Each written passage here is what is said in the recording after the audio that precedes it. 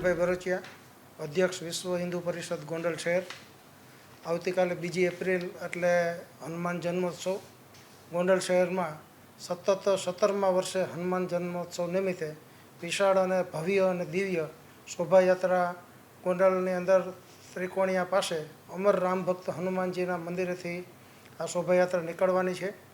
ત્યાંથી શહેરના મુખ્ય માર્ગો બસ સ્ટેન્ડ ચોક થઈ અને ત્રણ ખૂણિયા જેલ ચોક અને છેલ્લે શહેરના વિવિધ રાજમાર્ગો ઉપર ફરતા પોસ્ટ ઓફિસ પાસેથી તરકોશી હનુમાન મંદિરે આ વિશાળ ભવ્ય અને દિવ્ય શોભાયાત્રા નીકળવાની છે।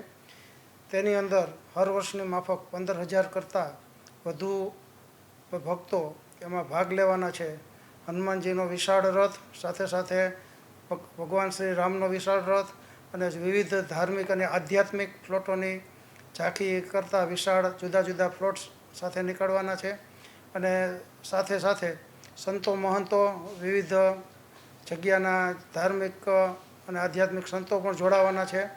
ઉપરાંત જુદા જુદા પ્લોટ્સની સાથે સાથે દુર્ગા વાહિનીની બહેનો પણ આની અંદર બુલેટ સાથે નીકળશે, તલવારબાજી પણ કરશે।